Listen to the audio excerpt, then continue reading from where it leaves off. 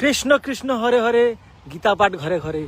এই মুহূর্তে আমরা চলে এসেছি সেই পৃথিবীর কোথাও নয়, পৃথিবীর মধ্যে ভারতবর্ষের কলকাতার ব্রিগেডের ময়দান, 5 লক্ষ কণ্ঠে গীতা পাঠ। সেই ময়দানে এই মুহূর্তে আছি।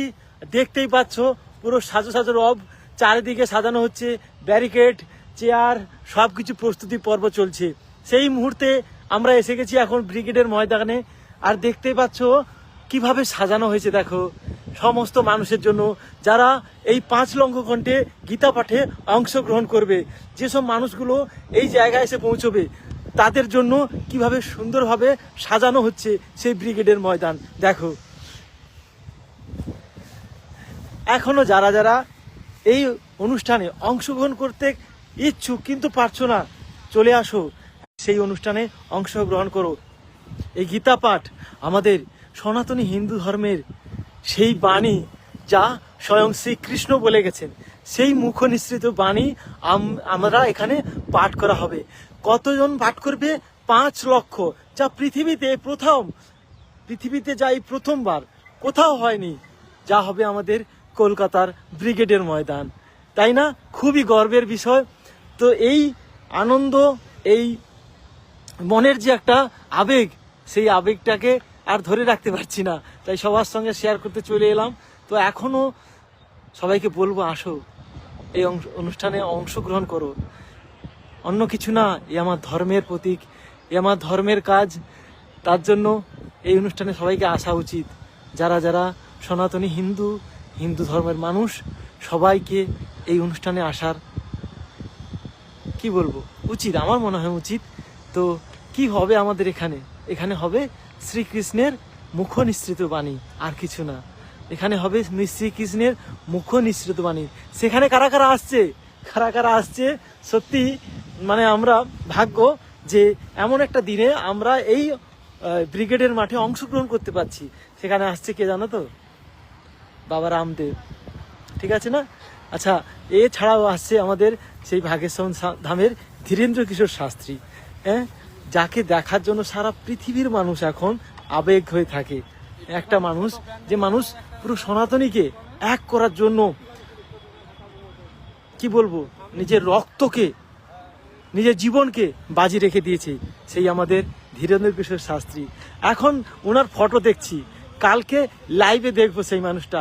আর তোমাদের যদি দেখতে ইচ্ছে তাহলে চলে আসো। হ্যাঁ, এটা আমাদের ধর্মের কাজ, তাই আমরা সবাই এক হয়ে একসঙ্গে সেই মুখনিশ্চিত বাণী শ্রীকৃষ্ণের সবাই শুনবো। তো সবাইকে বলবো, আসো। আচ্ছা, শুধু এটাই নয়, আরও কিছু কিছু বিষয় তোমরা দেখো, যে এখানে মানুষের জন্য কত রকম ব্যবস্থা আছে। অনেক মানুষ ভাবছে কি করব, কি যাব। এখানে কিন্তু বিশাল বড় মাঠ। তবে যারা মহারাজ, ওনারা বলছেন যে এখানে নাকি 5 লক্ষ কণ্ঠের গীতা পাঠ তো হবে, কিন্তু 5 লক্ষ নয়, তা ছাড়িয়ে যাবে। যে তার জন্য প্রস্তুতি পর্ব সেরকম করেছে, পরপর বাড়ানো হচ্ছে। হ্যাঁ, বাড়ানো হচ্ছে। দেখো, যারা এখানে টয়লেটের ব্যবস্থা করা আছে, দেখো, টয়লেট। আচ্ছা, ওই দিকটা জলের অলরেডি সবসময় জলের ব্যবস্থা আছে, জলের ট্যাঙ্কি আছে, এখনও কাজ চলছে। এদিকে ইলেকট্রিক জেনারেটর, সব কিছু প্রস্তুতি পর্ব। মেন স্টেজ ওটা হচ্ছে মেন স্টেজ। এধারেও স্টেজ থাকছে, ওই পাশেও স্টেজ থাকছে। 3টে বড় স্টেজ বানানো হয়েছে, যাতে যারা এখানে আসবে সবাই যেন মনটা এখানে শান্তি হবে, ফিরিয়ে নিয়ে যেতে পারে, তার জন্য এত আয়োজন। আচ্ছা, যারা এই ভিডিওটা দেখছো, সবাইকে বলবো যে তোমরা আসো, এই অনুষ্ঠানে অংশগ্রহণ করো। আচ্ছা, পলাশ পাত্র কোথায় রে ভাই? এখন ব্রিগেডে আছি, কালকে গীতা পাঠের অনুষ্ঠান, তার জন্য ব্রিগেডে আমরা এসেছি। এখানে আমাদের অনেক কাজ রয়েছে, তার জন্য আমাদের আগে থেকে আসতে হয়েছে। কাল থেকেই কাজ করছি এখানে। আরও কালকে পরশু পরপর আমাদের 2-3 দিন কাজও আছে, এখানে থাকতে হবে, তাই এসেছি আমরা ব্রিগেডে এখন। হ্যাঁ, ঠিক আছে, কল করব। হ্যাঁ, চলে আসো, যারা দেখছো, ধর্মের জন্য সময় দাও, তাহলে ভবিষ্যৎ ভালো হবে। আমি বলছি, ধর্মের জন্য সময় দাও, ভবিষ্যৎ ভালো হবে। ধর্ম আমাদের কি শেখায়? সংস্কৃতি শেখায়। ধর্ম আমাদের কি শেখায়? রেসপেক্ট শেখায়। আমরা যা কিছু বাবা মার কাছ থেকে আচরণ শিখতে পেরেছি তা কিন্তু একমাত্র ধর্মের সনাতনী সংস্কৃতির মধ্যেই ছিল বলে সেই জিনিসটা আমরা পাচ্ছি। আজকে কোথাও না কোথাও সেগুলো ভুলে যাচ্ছে মানুষ, এড়িয়ে যাচ্ছে। সেগুলোকে জাগিয়ে দেওয়ার জন্য সেই কুরুক্ষেত্র মাঠ, তাই এইটাকে কুরুক্ষেত্র মাঠ বলা হচ্ছে, আর কিছু না। এখানে বলা হচ্ছে এটা কুরুক্ষেত্রের মাঠ। সেই কুরুক্ষেত্র মাঠ যেটা শ্রীকৃষ্ণের শ্রীমদ্ ভগবদ গীতায় বলেছিল কুরুক্ষেত্র যুদ্ধ, সেই মাঠ এটাকে বলা হচ্ছে সেই কুরুক্ষেত্রের ময়দান। এটা ব্রিগেড নয়, এটা কুরুক্ষেত্রের ময়দান বলছি এখন। এই ব্রিগেডের ময়দানে আপামর হিন্দু সনাতনী মানুষদের জাগিয়ে তোলার জন্য এক প্রচেষ্টা, সবাইকে এক করার জন্য এক নতুন প্রচেষ্টা, যেখানে সবাইকে শ্রীকৃষ্ণের সেবক, শ্রীকৃষ্ণের প্রতি ভক্তি দিয়ে ভ্রাতৃত্ববোধ তৈরি করার এক নতুন প্রয়াস হবে এখানে। তাই এত জমায়েত এর আয়োজন এখানে। সবাই আসুন। যারা যারা যোগাযোগ করতে পেরেছো তারা তো আসছোই, যারা যারা যোগাযোগ করতে পারোনি নিশ্চয়ই যোগাযোগ করো।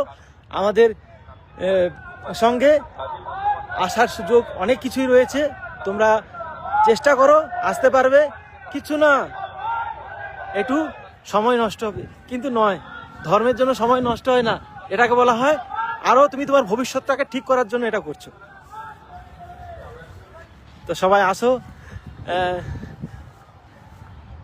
এখন সবাই এখন মানে যারা এখন অনেকজন এসেছে, অনেক মহারাজ সাধু সন্তরা চলে এসেছে অলরেডি, তারা মানে দেখে আপ্লুত। হ্যাঁ, একটা বিশ্বের মধ্যে কোথাও একটা এত বড় একটা কার্যক্রম হচ্ছে, এটাই আমাদের সৌভাগ্য, এটাই আমাদের গৌরব, এটাই আমাদের সংস্কৃতি শেখায়। ভ্রাতৃত্ববোধ যেটা মানুষ ভুলে যাচ্ছে, সেটা এক করার জন্যই এই প্রচেষ্টা। সবাই আসুন, সবাই একসঙ্গে শ্রীকৃষ্ণ ভগবান শ্রীকৃষ্ণের মুখনিসৃত বাণী আমরা উচ্চারণ করব। কি ভালো লাগবে না? সবাই আসো। অসংখ্য ধন্যবাদ। পুরো কলকাতা সেজে উঠেছে। এইটা হওয়ার জন্য পুরো কলকাতা নয়, গোটা পশ্চিমবঙ্গ সেজে উঠেছে। পশ্চিমবঙ্গের বিভিন্ন দূর দূরান্ত থেকে মানুষ এখানে আসছে। পশ্চিমবঙ্গের বিভিন্ন দূর দূরান্ত থেকে মানুষ অলরেডি এসে গেছে এখানে। কোচবিহার, জলপাইগুড়ি থেকে মানুষ অলরেডি পৌঁছে গেছে। আর আমাদের যারা এখানে ভলেন্টিয়ারে কাজ করবে তারা তো কাল রাত থেকেই পৌঁছে গেছে। আমাদের আজকে সূর্য